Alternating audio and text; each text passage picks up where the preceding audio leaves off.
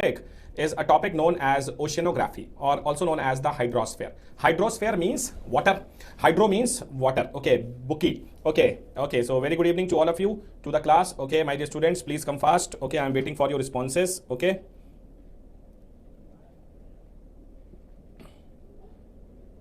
Hi Naresh. So when we talk about oceanography, so let me tell you that a hydrosphere in physical geography describes the combined mass of the water found on, under and over the surface of the planet.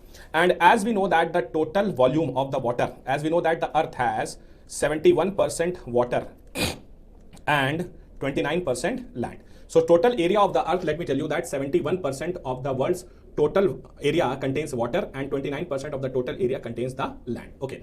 Now let me tell you that in addition 71% of the earth's surface and area of 361 million square kilometers is covered by oceans. Now consider the total water on our earth. When we consider the total water on our earth, let me tell you that 97% of the total water present on our earth is in oceans. 97% of the total water which is present on our earth is in oceans, and since it is in oceans, it is salty and it is not fit for human consumption. So let me tell you that out of the total water present on our earth, 97% water is in the oceans and it is salty and it is not fit for human consumption. It is asked in the examination that out of the total water on our earth, how much percentage of water is in oceans? So let me tell you that around 97% of water is in oceans. The 2% water, let me tell you that the 2% water is frozen and it is in the form of glaciers and icebergs. So 2% of the water is frozen and it is in the form of glaciers and the icebergs. So 97% water is in the oceans, 2% water is frozen which is in the form of glaciers and icebergs, and the remaining 1% is the fresh water which is available and it is fit for human consumption. So let me tell you that out of the total water which has been present on our earth, only 1% water is fit for human consumption. The remaining 99% water is not being used for the human consumption because 97% water is in the oceans and it is salty and it is not fit for human consumption. The 2% water is frozen which is in the form of ice, in the form of glaciers and icebergs, and the remaining 1% water is the fresh water and it is fit for human consumption. Okay, it's okay, Gangadhar, okay, I'll do that. Okay, so now when we talk about, first of all, we have to know that there are 5 major oceans of the world.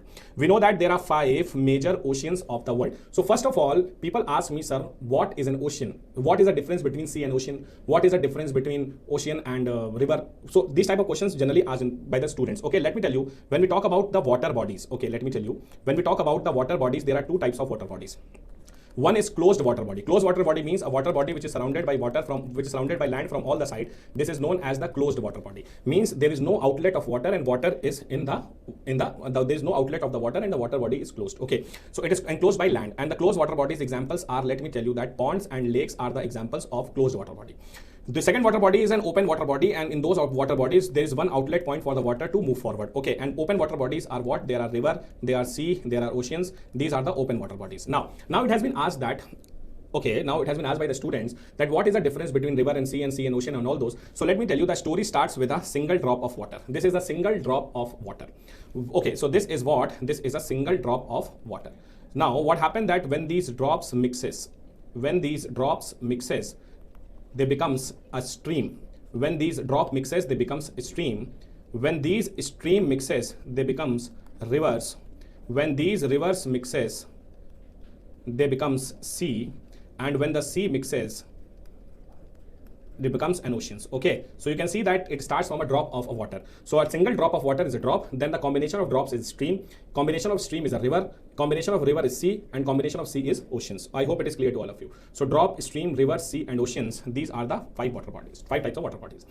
Now, as we know that the biggest water body is ocean, and we have the 5 oceans of the world. We have total 5 oceans. The biggest ocean is your Pacific Ocean. Always remember that the Pacific Ocean is the biggest ocean of the world, and it has almost 46% of the total water on our earth.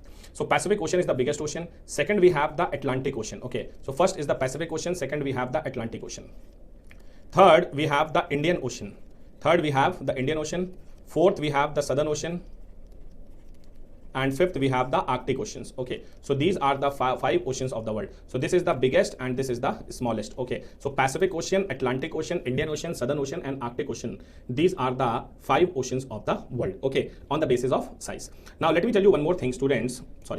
Now let me tell you that one thing, that Atlantic Ocean is the S-shaped ocean because it is in the form of S-shaped. So it is also known as S-shaped ocean, and also remember that it is the busiest ocean of the world. It is the busiest ocean of the world as it connects North America with Europe. So it connects North America with Europe, and it is the busiest ocean of the world. So it connects North America with Europe, and it is the busiest ocean of the world. Which one? The Atlantic Ocean.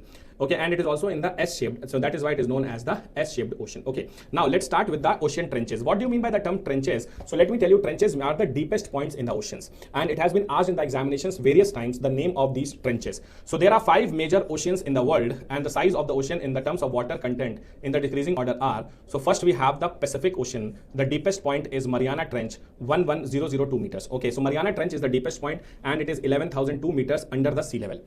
Second, we have the Atlantic Ocean, known as the S-shaped ocean. The deepest point is Puerto Rico Trench. It is 8,500 meters. Third one is your Indian Ocean. The deepest point is Java Trench. It is 7,500 meters, also known by the name of Sunda Trench. Fourth is your Southern Ocean, also known as the South Sandwich Trench, 7,100 meters. And then we have the Arctic Ocean. The deepest point is Eurasian Basin, 5,449 meters. Okay, so these are the 5 oceans of the world. We have the Pacific Ocean, we have the Atlantic Ocean, we have Indian Ocean, we have Southern Ocean, and we have Arctic Ocean. So Pacific Ocean is the deepest ocean, and the Pacific Ocean is the biggest ocean, and the deepest point is Mariana Trench. Second, we have Atlantic Ocean. The deepest point is Puerto Rico Trench. Indian Ocean, the deepest point is Java Trench, also known as Sunda Trench. Southern Ocean,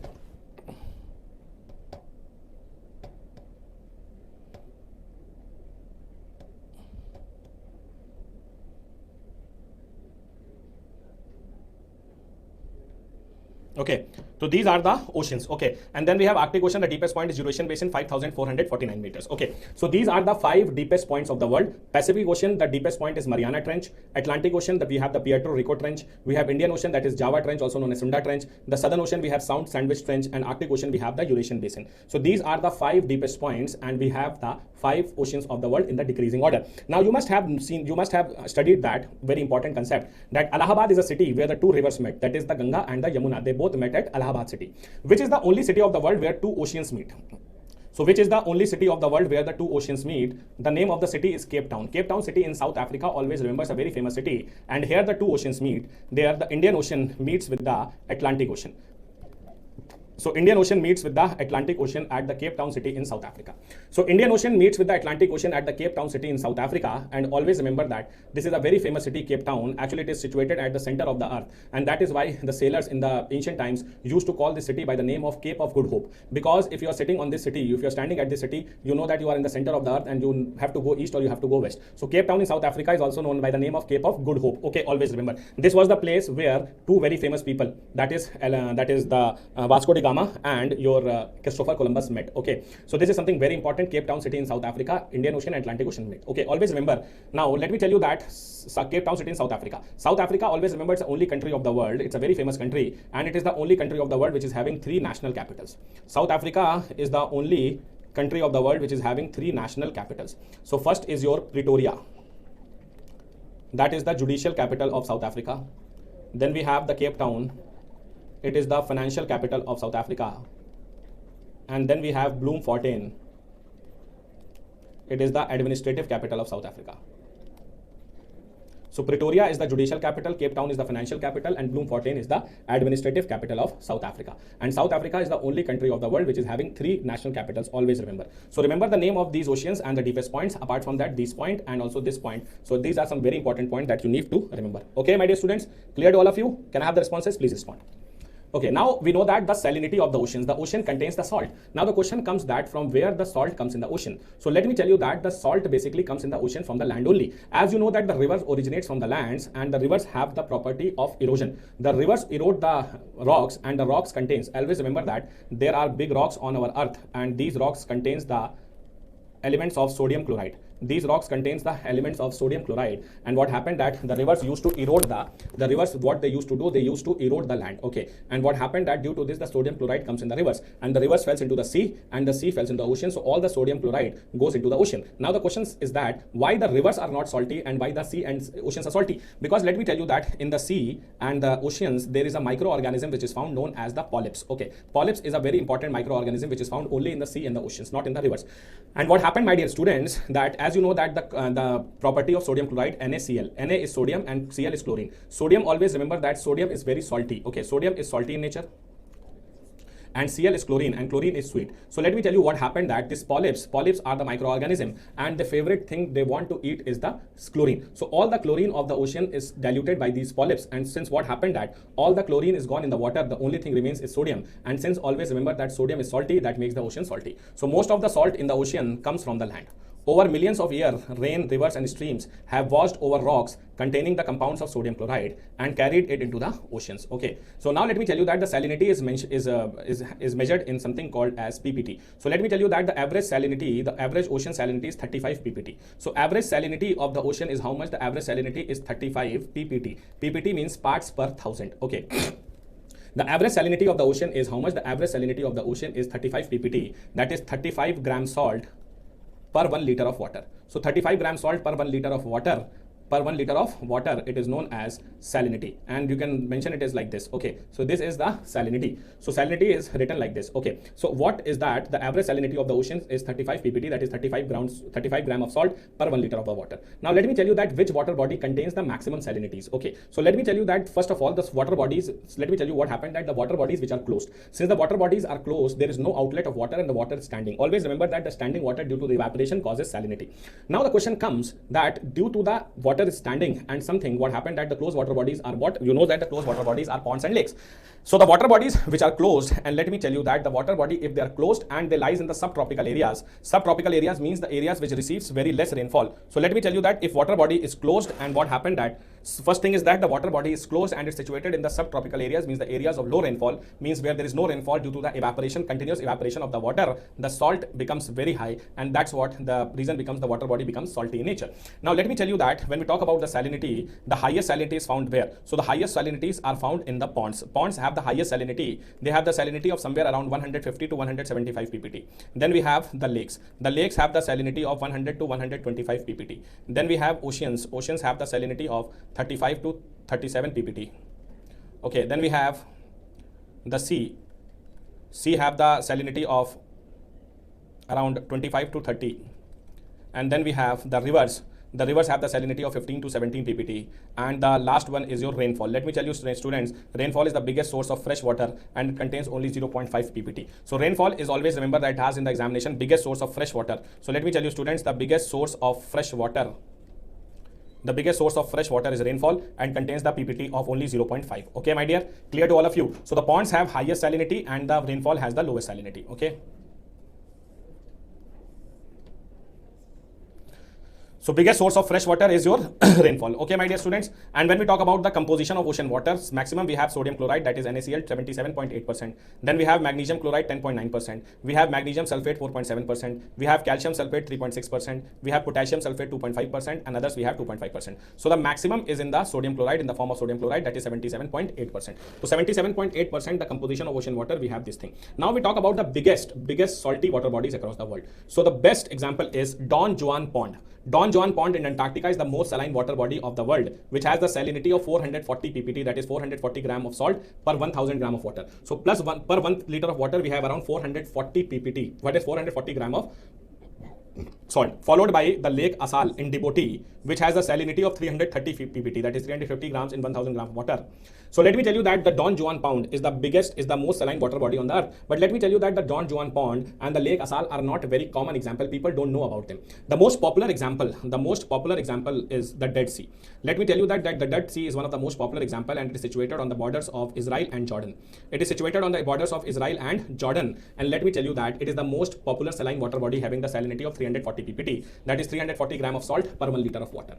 So let me tell you that if somebody asks you that, now the best thing is that Dead Sea is written as Dead Sea, but let me tell you, my dear student, Dead Sea is not a sea, but it is a lake. Actually, what happened that it is a water body which is enclosed by water, which is enclosed by land from the four sides. But let me tell you that since it is very big in size, people used to call it as sea, but it is not a sea, it is a lake. Always remember, the Dead Sea is not a sea, Dead Sea is a lake, and it is situated on the borders of Israel and Jordan. So if somebody asks you that which is the biggest saline water body, so the most saline lake, if somebody asks you which which is the most saline pond of the world, the most saline pond is the Don Juan Pond in Antarctica. Which is the most saline lake of the world? So basically the answer is Dead Sea, because mostly people do not know about Lake Assal and Djibouti. If somebody asks you that which is the most saline sea of the world, so let me tell you that Red Sea is the most saline sea of the world. And somebody asks you that which is the most saline ocean of the world, so Atlantic Ocean is the most saline ocean of the world. So most saline pond of the world is what? So the most saline pond is your very famous called the Don Juan Pond. The most saline lake of the world is what? The most saline lake is your Dead Sea. The most saline sea is what? That is Red Sea. And the most saline ocean is your what? It is an Atlantic Ocean. Okay, always remember. So Don Juan Pond, it is Din Juan, or also known as the Don Juan Pond. Okay, clear?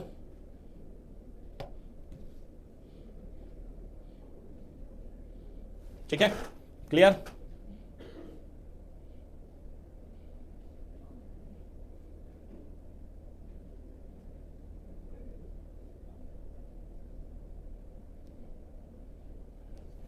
Okay, now we talk about the major shipping canals. So what do you mean by the term canals? First of all, tell me, what do you mean by the term canals? What are actually canals? So canals are what? Can anybody tell me that what is a canal? People in India actually have a very bad understanding about canal. People thought that canal is used for the irrigation purposes, for bathing of the animals, but actually in real sense, canal have a very classified work and people do not know. Let me tell you that the canals are the artificial water bodies. They are the man-made or artificial water bodies, and they are made in order to reduce the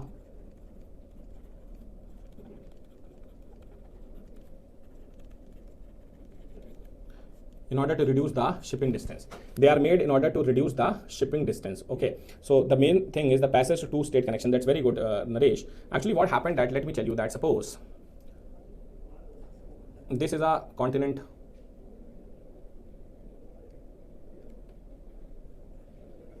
this is Asia. Okay, this is Europe. Europe is connected to Africa like this, and this is North America. Okay, suppose now this is a city in North America and the city name is New York, and this is a city in India, that is Calcutta. So if you come, you have to come from New York to Calcutta. In the ancient times, what happened that we used to come like this, go to a place called Cape Town, that is Cape of Good Hope, and from here we move like this and we move like this. So this is a very big distance. So in order to reduce this distance, what happened that we come here when we saw that the road is closed. So what happened that we dig a canal like this and very easy like this, and we moved here. So you can see that this is the world famous canal which has been dug, and this is known by the name of Suez Canal. So canals are the water bodies in order to reduce the distances between two places. Okay, and these are called the canals. Okay, my dear students. So major shipping canals, when we talk about, we have the first known as the Panama Canal. Now the Panama Canal, let me tell you, it connects Pacific Ocean with the Atlantic Ocean with over 13,000 vessels transit per annum. It is 58 kilometers long, started in 1914. So it is asked that the Panama Canal connects what? So Panama Canal connects Pacific with Atlantic Ocean. Okay, it's a very simple question. It is asked in the examinations. So Pacific with Atlantic, that is Panama Canal. We have the Malacca Strait. What does Malacca Strait connects? It connects the Indian Ocean with the Pacific Ocean. So it connects Indian Ocean with the Pacific Ocean. The Malacca Strait is a very famous. So Panama Canal connects Pacific with the Atlantic. The Malacca Strait connects Indian with the Pacific Ocean. Then we have the Kiel Canal, and Kiel Canal connects a very famous water body called the North Sea with the Baltic Sea. So North Sea with the Baltic Sea is connected with this Kiel Canal. Okay, so first we have the Panama Canal, then we have the Kiel Canal, and then we have the very famous Malacca Canal. The most important is your Suez Canal. That's what I have drawn in the diagrams. Almost. Let me tell you that the Suez Canal is one of the world's most heavily used shipping canals. One of the most heavily used. Many of my friends are in merchant navy and they used to tell me that in order to cross the Suez Canal, there is a waiting of around 15 to 20 days in order to cross this. Okay, because most of the sailing companies across the world use this canal because it reduces the time and it reduces the distance. It's cut the fuel connecting the countries from here and there. And Suez Canal connects the very famous Red Sea with the Mediterranean Sea. So Red Sea is connected with the Mediterranean Sea by the Suez Canal. Let me tell you, average of 55 ships using it daily. Completed in 1869, a masterpiece of Ferdinand de Lesseps. Always remember, there was a French architect, his name was Ferdinand de Lesseps, and he made it. The Suez Canals immediately cut the distance between Europe and the Far East, allowing vessels to avoid the long and arduous voyage around the Cape of Good Hope. It connects Mediterranean Sea with the Red Sea, and it is 169 kilometers long and was commissioned by Colonel Abdul Nasir on 26 July 1956. Colonel Nasir was the Prime Minister of Egypt, and he had a very good friendship and good relations with the former Prime Minister of India, Mr. Jawaharlal Nehru. Okay, so it connects Mediterranean Sea with the Red Sea, and it is 169 kilometers long. And let me tell you that it was commissioned in 1956, although it was started in 1869. It is also known by the name of Highway of India. It is the busiest canal of the world. So always remember that it is the busiest canal of the world, and it is known by the name of Highway of India because due to this canal, the most benefited country across the world is what? The most benefited country across the world was India only. So India got the maximum benefit with this Suez Canal, and that is why it is known by the name of this called the Highway of India. Okay, clear to students? Okay, fast.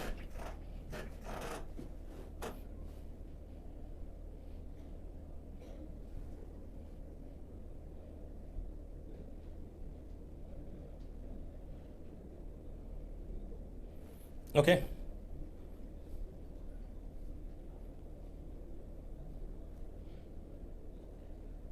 Now moving forward, we have some major lakes of the world. Okay, we have some very important major lakes of the world. So when we talk about the major lakes, the biggest lake of the world, or you can say the largest lake of the world, is your Caspian Sea in Russia. Let me tell you that Caspian Sea, actually it is not a sea, it is a lake. But as I told you that it is a very big size lake, people used to call it as a sea. Let me tell you that the size of Caspian Lake is almost 30% of the area of India. Okay, so it is a very big lake known as the Caspian Sea. It is situated in Russia, and it is the biggest lake of the world. Now we talk about the largest saline lake of the world, that is the largest lake with the most saline water is the Caspian Sea in Russia. Once again, Caspian Lake in Russia, the largest saline water body lake. Now we have the largest freshwater lake of the world. The largest freshwater lake is Lake Superior in USA and Canada. So Lake Superior on the borders of USA and Canada is the largest freshwater lake. Now we have the highest lake of the world. We have Lake Titicaca in Bolivia, which is the highest lake of the world. The highest lake of the world is your Lake Titicaca. When we talk about the deepest lake of the world is Lake Baikal in Siberia.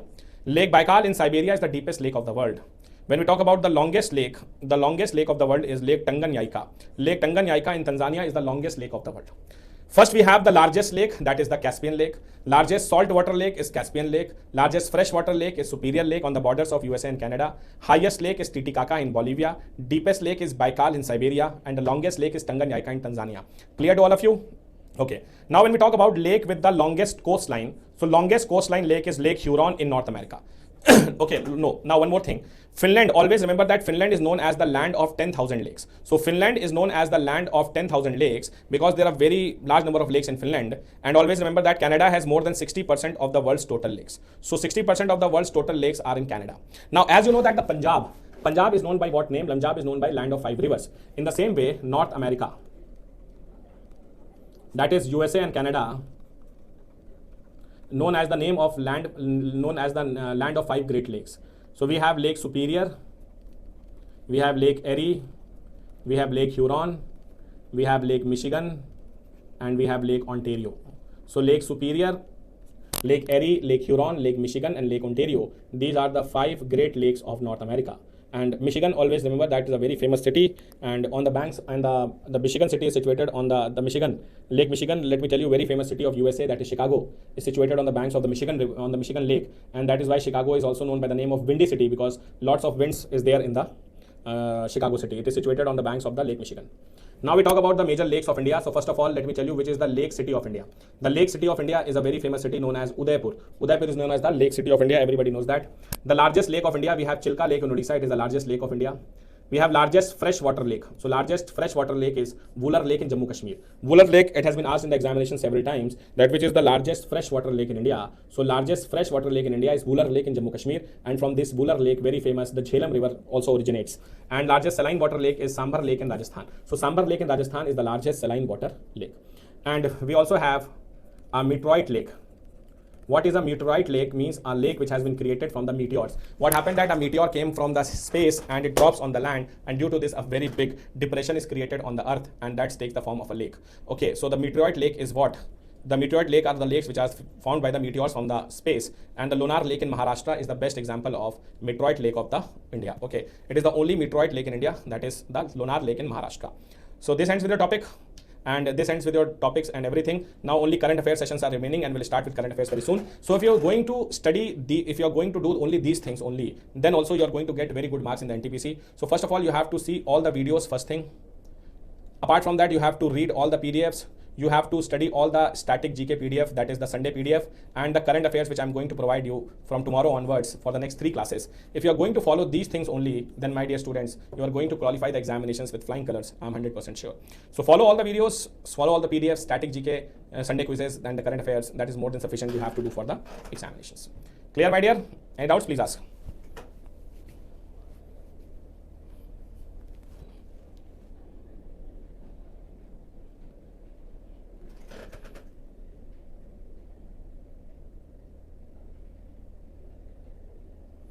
Clear? Okay.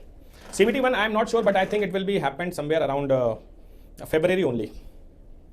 February, Naresh, yes, they are not enough. They are more than enough. So if you have any doubts, please ask me in the Q&A section. Do rate the class. Any technical doubts, please reach out the Graded website. Have a nice day. Do take care of yourselves. Bye-bye. Take care and ciao.